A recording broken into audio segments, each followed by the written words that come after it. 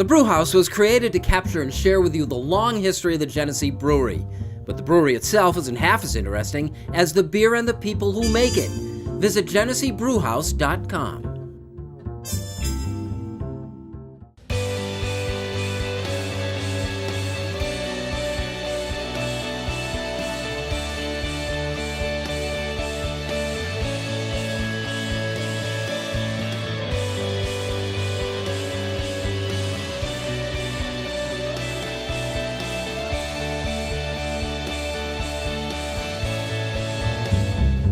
Hi, everyone, and welcome to the Rochester Press Box, presented by the Genesee Brewhouse. Thanks for joining us. I'm Bill Pucko. Happy to be joined this week by Nate Rowan, works in the Rochester Red Wings front office, manages the press box, the other press box. Yep. Thanks for having me. Good to have you. Thanks for having me. Potential Rookie of the Year. Mike Catalana. And man, are you wearing a classic jersey today, Mr. Duffy? The quarterbacks after Kelly jersey. Technically, the winner of the Tyrod Taylor quarterback competition for opening day starter, Matt Castle. Yeah. Amazing. Technically. Really tight, by the way. Skinny guy, Matt Castle. One of the great moments in Bill's history, huh? When they trotted him out there. Cost Tyrod a win on his overall record. I was drunkenly screaming, "What are you doing? What are you doing?" But knowing that it created a collector's item. Nate, let's talk some baseball. The stuff that we've seen early in the playoffs and some of the things that are being talked about, especially in the use of pitching staff, sounds, borderline revolutionary. In the Red Sox series against Houston, you had Sale and Verlander pitching middle relief 3 games after they'd started. Where's this headed? Well, the frustrating thing, I think, for fans that want games to be quicker is that the games are not going to improve. I mean, as teams realize that this strategy is one that works, the games are going to continue to take longer because you're going to see those individual pitching matchups that they try to go to. I mean, in the wild card game between the Twins and the Yankees, for example, Severino got 2 outs. The Yankees starter got 2 outs, and the Yankees bullpenned and didn't give up a run the rest of the game. It's a strategy that's been proven to work. The Indians used it last year in the postseason to success. And baseball is just a sport where when one team starts to do something, other teams try to copycat it. If you have the relievers to do it, it's possible. If you're just throwing Joe Schmo out there, it's not. Are there enough guys out there to make, and maybe to carry this over to the regular season so this becomes the way teams are doing it? Well, I don't know if it's a strategy in a regular season that can work. I mean, when you start throwing guys on short rest in games that, in the grand scheme of things, really don't matter. Over 162 games season, 1 game, maybe at the end of the season may come down to mean something. But I don't think it's a strategy that can work in a 162-game schedule. A guy like David Price, you're paying $30 million to come out of the bullpen for the Red Sox. I mean, did it work? Sure it did. But are you going to pay a guy $30 million to be your relief ace, which is what he's been called? I think it's different for the playoffs, too. And the way those guys were used was really interesting. And the fact that Verlander came in the game, promptly gives up a home run, and he had his opportunity in there when he came in relief. And then Sale was cruising along until Grady Little left him in there a little bit too long. And he gave up the home run. So the same decisions. I think sometimes a manager, when it's the starter and it's a guy he's really comfortable with, may leave him in there a bit longer, because I think in most cases, especially in that case, I don't, again, it's different in the playoffs, but I don't know what he was thinking against a guy who had already homered against him, left-hander to right-hander, and he left him in. So I wonder sometimes if it gets in a manager's head, this is my ace, this is my guy, I'm going to give him a little more leeway than I would a regular relief pitcher. But you guys are thinking very micro when it should be a macro discussion, not do you do this with your starters in the playoffs. Does a guy like Justin Verlander become a permanent middle reliever in the twilight of his career? And can you take these guys that may not be able to give you 6, 7 solid innings and see if they can give you an inning or 2 as their career's coming to an end? Does that extend their career? Does that give guys an opportunity to keep playing for the fans? And even further than that, if it is successful, let's say Verlander finds this role as a middle relief ace, right? How does that alter the numbers of baseball when it comes to the Baseball Hall of Fame? Do you count those strikeouts when he's playing 5 years past where he wouldn't be playing actually? Is that out of the question where these teams see this and I'll take a guy that was an ace? Yeah, I don't know if that'll end up happening. I think because they make so much money. If you're the guy that's the ace, they make so much money. There are guys who want to Steve Carlton it and hang around forever and just keep pitching. Justin Verlander, he doesn't need to hang around a few more years to be a middle reliever. You're talking about using him in the playoffs. That's what the interesting. It's basically used to be only all hands on deck in Game 7 or in the one-game playoff, and now it seems like at almost any point If you need it, you're going to throw the guy out Well, there. in the game 3 between the Cubs and the Nationals, Max Scherzer hasn't given up a hit in the 7th inning. He gives up a 2-out double to Ben Zobrist. Kyle Schwarber's due up. They make a pitching change to Sammy Solis, who the casual baseball fan has never heard of. He comes in and gives up the game-tying hit, and then the Cubs end up winning that ball game. I'm going to live with I want Max Scherzer out there. If the best relief option that the Nationals have in that situation is Sammy Solis, which it's not. So if you're going to bring in a reliever in that spot, you better bring in an Andrew Miller type or a Sean Doolittle in the Nationals case. Bring him in to face Schwarber. If you're going to bring in a lefty, the game's on the line right there. Yeah, but increasingly they start giving you sabermetrics, and then they've got numbers to justify just about anything they do now. Well, and that's why Andrew Miller comes in the 6th, because if you look at the numbers, that's when 2, 3, 4, 5 are coming up for a third time in the game for the opposing team. Those guys are not going to come up if you get the outs when you're supposed to. Those guys aren't going to come up in the 9th inning. Yeah. So the outs in the 6th inning are as important as the 9th. We look at the 9th inning as the most important inning because it's the last chance for a team to score runs. But if it's 2, 3, 4 due up as opposed to 7, 8, 9, that completely changes the equation. This is Rochester Press Box presented by the Genesee Brewhouse. The Bills hit the bye next.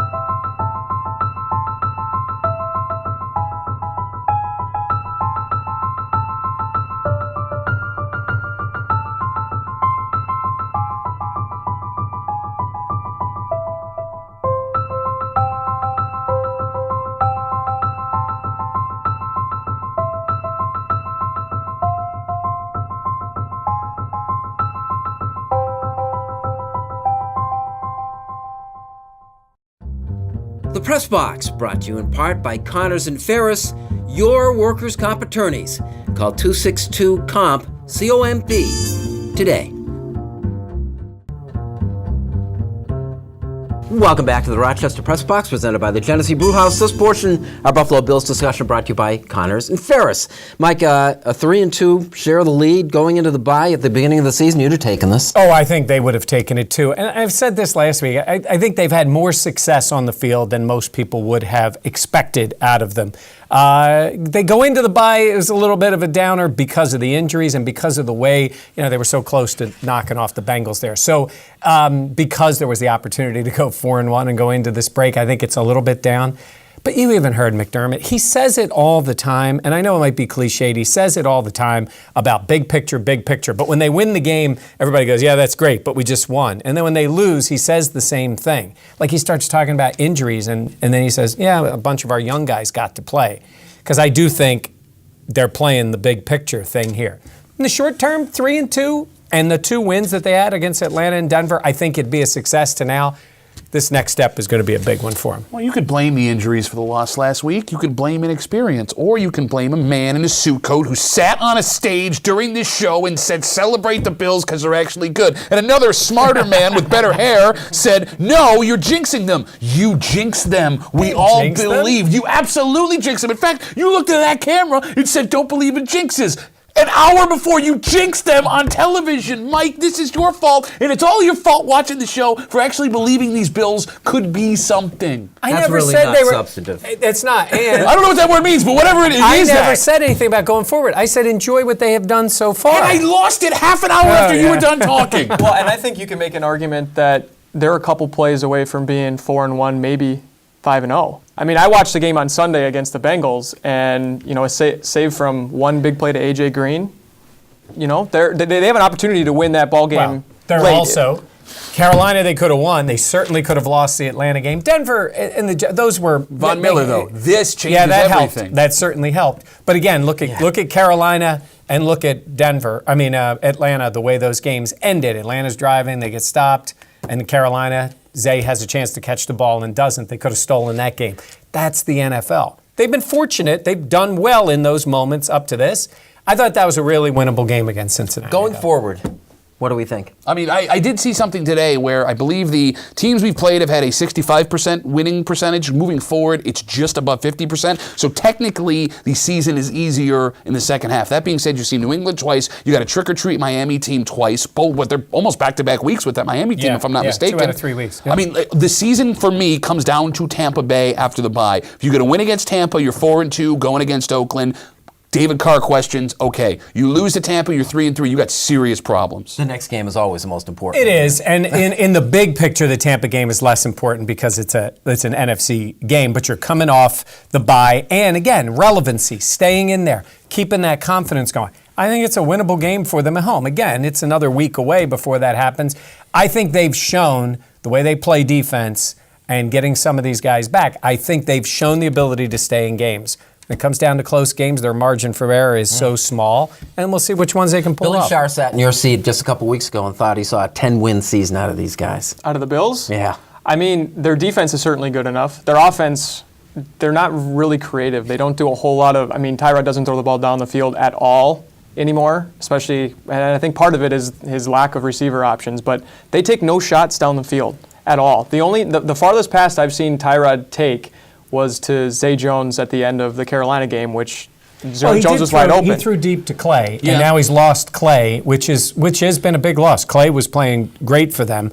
But I keep telling everybody, Tyrod, what do I say to you guys all the time? Tyrod is Tyrod. Sure. And then take Tyrod, and let's face it, if they're going to be better on offense, they got to get McCoy going. He's their best player still, and they haven't been able to do that. Tyrod's weapons are limited, but if McCoy is more prolific and makes more plays, their offense has a chance to be average. Let's quickly get some picks in. Who you got? 2 games. We don't have the Bills this week. So Miami last week took them. That's what actually tied me up with Mike Catalana now, so we're all even. Yes. Miami, 11.5 against Atlanta. 11.5. This Miami team is trick or treat. Atlanta's good, but after what I saw against Buffalo, they're not dominant. I'm taking Miami again this week. Okay, and the Sunday night? Let's go, what is it? I'm taking the Giants. 12 points is way too much against a Denver team. I'm not convinced Trevor Siemian is a dynamite quarterback. I think he's a game manager, much in the mold of Tyrod Taylor. And Ewing theory, Eli needs to win badly. Giants cover. Who you got? I don't normally like taking somebody given as many points, but I'm going to go opposite you on that just because the Giants are so ridiculously banged up in this game. And I don't know where the offense is going to come from. I think they'll play hard. I just don't know how they're going to score. And I'm going to take San Francisco in the points. You got Shanahan going back against San Francisco. And I think that San Francisco team, every week, they're in games and they're close. They're getting 9.5. I'll take the 9. Nate, who you like? I like Tampa Bay on the road, 2.5-point favorites against the Cardinals. I don't think Arizona's very good. Their offense doesn't score a lot of points. Tampa Bay's offense is actually okay, which is why I was surprised they struggled so much on Thursday against New England. But I'll take Tampa Bay in the 2.5 points, and I will take the Giants in the 12 points. All right, I'm going to take Denver. Give the points. I've got Detroit on the road against New Orleans, getting 4.5. Good. All right. This is the Rochester Press Box, presented by the Genesee Brew House, and the Sports News brought to you by Connors and Ferris. Like It or Not is next.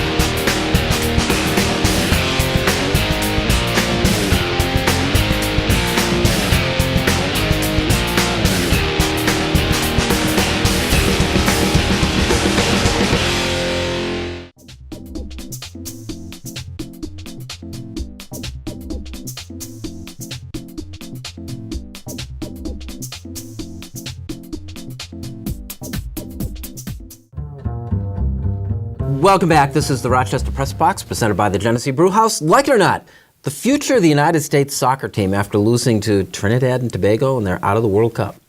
The frustrating thing with this qualification cycle was that Christian Pulisic had a chance for America to really know his name. Because right now, soccer people are really the only ones who know how good he's going to be. And you need your young stars to shine on a world level to kind of grow the game.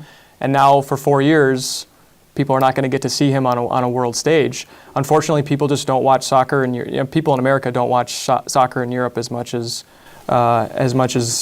we'd hope that they do, and those are the types of guys, those are the stars that you need to shine if you're going to grow the game, and unfortunately, people are going to miss out on him. Yeah, he plays in Germany, right? Am I the only one that's happy about what happened with the U.S. men's team this week? Probably. And Nate, I love you to death, but here's the thing. I don't like NASCAR. And when a guy who likes NASCAR comes up to me and goes, you see the race? And I go, no, I don't like NASCAR. He goes, oh, it changed the subject. Same with tennis. They changed the subject. If you meet a soccer guy and he goes, you see the game last night? And I go, I don't watch soccer. You get a 20-minute diatribe about you're a terrible person and why don't you like soccer? Can I just not like soccer? Can I just not like it? Why are you forcing your soccer upon me? I like football and hockey and basketball and baseball. And that's where there's going to be some changes, I think. I mean, I don't think you can have something like this happen without there being some sort of whole-scale changes. I mean, we're talking the president of the United States Federation and head coach, obviously, but you get to a point when it's like the players that are on the field now have been brought up with more resources than any soccer player in United States history. At some point, the players have to take responsibility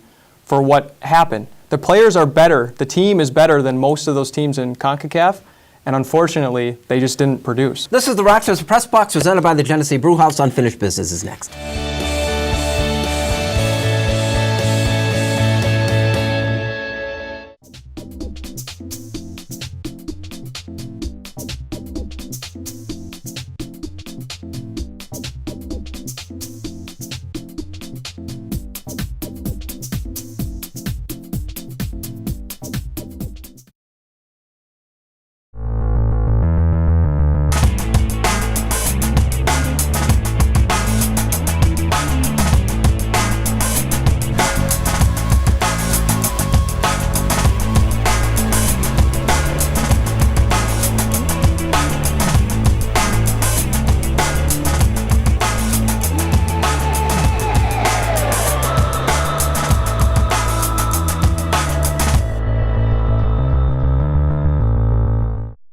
One by one, the donuts came. They brought their fiercest party game. But under the moon, they met their doom far too soon.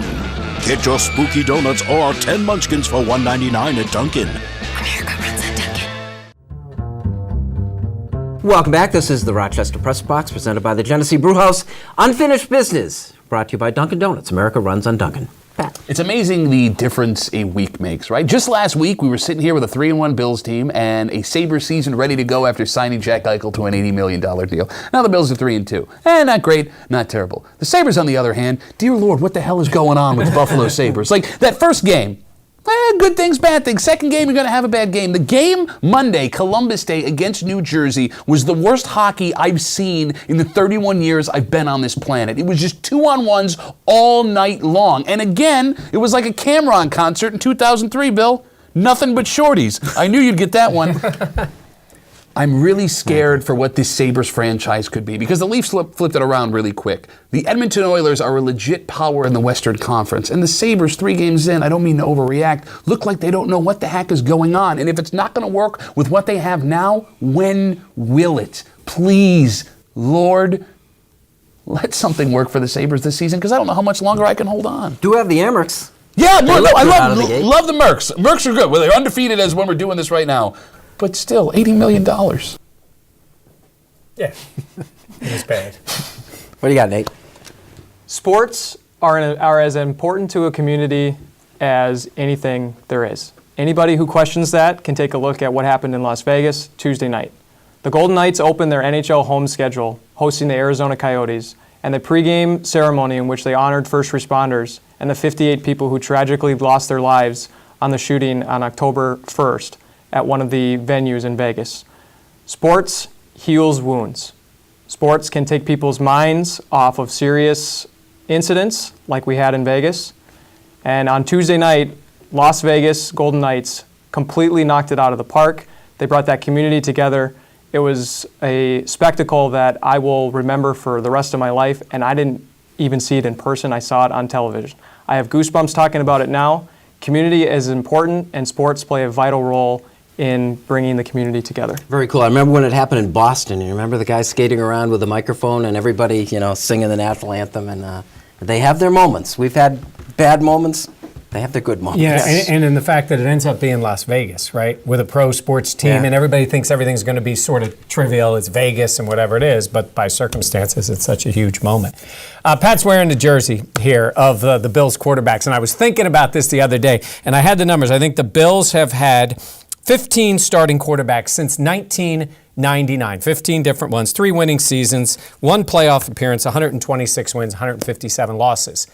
And that's terrible, right? We all know that until you compare it with the Cleveland Browns. Because Kevin Hogan is going to start this week, and he is their 27th starter since 1999. And they've made the playoffs one time, and they've had 2 winning seasons in that approach, but their record is 88-205. And I keep thinking about Joe Thomas. Joe Thomas. What did this man do to deserve this? The left tackle of the Browns has not only started and played every game, he's played every snap for the Browns. And when Kevin Hogan lines up behind him and gets ready to take the snap from the offensive line, and there he is at left tackle, he will be the 20th starting quarterback that Joe Thomas has had to live with the Browns. The Browns don't know what they're doing. The Bills have had issues, but the Browns are even worse. We know who they've passed on, including a guy like Carson Wentz and now Deshaun Watson, and they keep passing on him. Maybe eventually they'll get it right, but Bills have had their issues. The Browns make them look good. Thomas probably on his ability is a Hall of Famer, but that alone should get him in. It's incredible. I think they should give him a start at quarterback one time. Why not? Just let him play. There you go. This is the Rochester Press Box, presented by the Genesee Brewhouse Unfinished Business, brought to you by Dunkin' Donuts. America runs on Dunkin'. Nate, nice job. Nice having you. Thanks, Bill. Mike, appreciate Thank it. you. Thank you for joining us. We'll see you next week with the Rochester Press Box.